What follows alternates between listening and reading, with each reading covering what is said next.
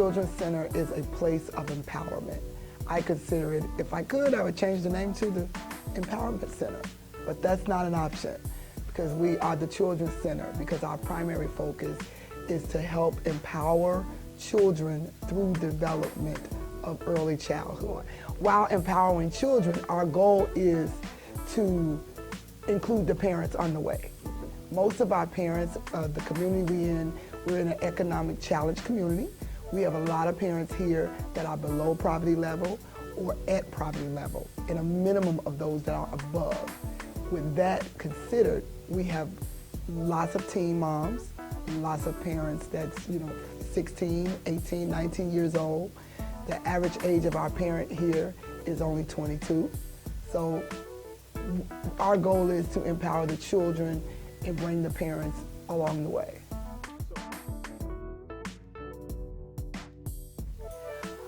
Definitely to help, through the Children's Center, we want to economically increase our community.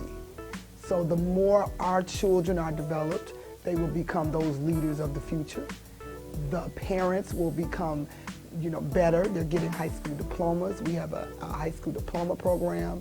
We have a program where we're helping them go to college. So with all those type of programs, the parents will be doing better economically. And anytime there's awareness in economics, then the development is, the sky's the limit. Well, some of the programs that we offer are directly related to our partners, because we are a partner with Chicago Public School. We have Preschool for All, and we are in partnership with Chicago Public Schools. And that is a program where we service children 3 to 5 years old directly under the delegate of Chicago Public Schools. Then we also have the Head Start program, which is a state program that has been around for years now under our president, Roosevelt. He actually implemented it because he knew that if the kids would get a head start, they would be ready for kindergarten, especially since kindergarten isn't mandated. So we are under the delegate of Ada S. McKinley with that. So we have that program also. We also have Early Head Start, which is directly with our babies from 6 weeks to 2 years old. And all of these programs collaborate to help develop the children and get them prepared so that they will be ready prior to going to a program that's for school-age kids.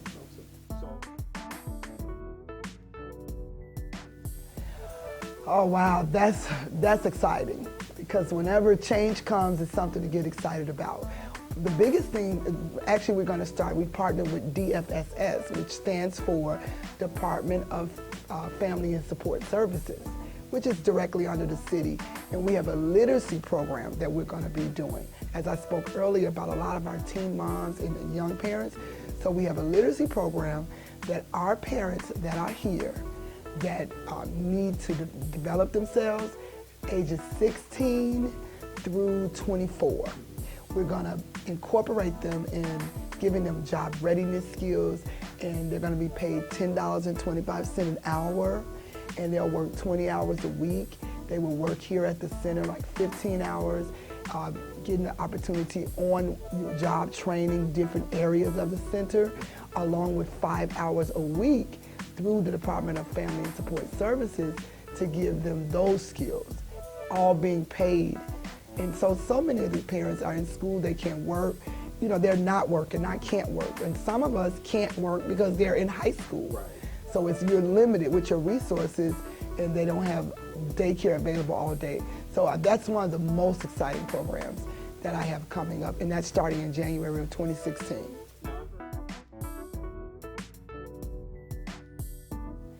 STEAM is exciting because I think most people know it as STEMs, because STEMs is science, technology, engineering, and math, which is great, which is taking most of the kids, and that's the culture, and we're trying to go into those components.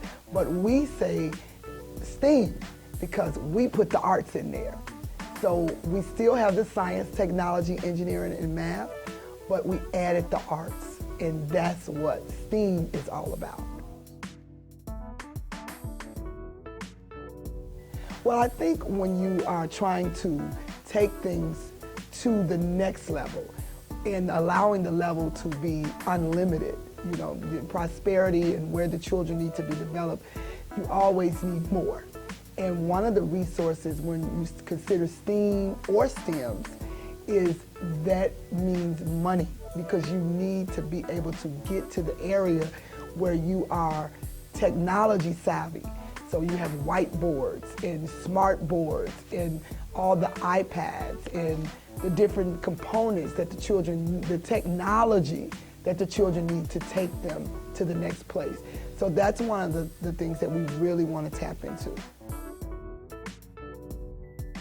Well, actually, the vision is so big, but it's do you have enough time? I'm not sure if we have enough time. But what we'll do is we'll try to put this in a nutshell. We have already acquired the area next door. So we have already acquired it, because I think one of the most important things is before you start asking people to volunteer or help, that you already have the vision in place and you're doing it. So we've been busy about the vision of expansion. So what we want to do is create a STEAM new building.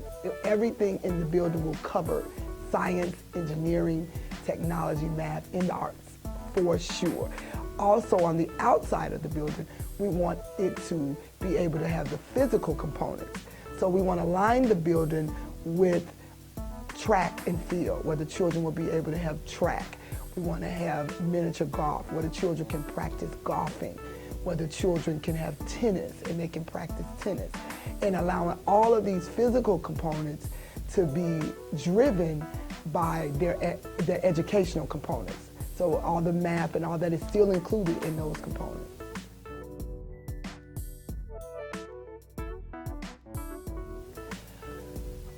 The children's, oh, I almost lost my breath the thought of that.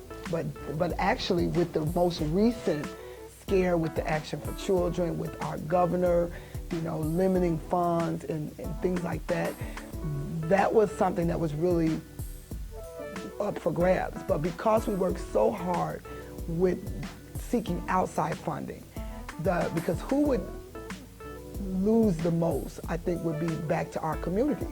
Back to our community, because this community needs this, because this is the only center in this area, excuse me, that we go from birth and service all the way up to 12-year-old. And these 12-year-olds, these children are 12. And so the parents, because in this community, a lot of them don't have vehicles, they're not driving. So if you're not able to walk and bring the kids, it's just so many staggering effects that would take place if the thought of that would happen.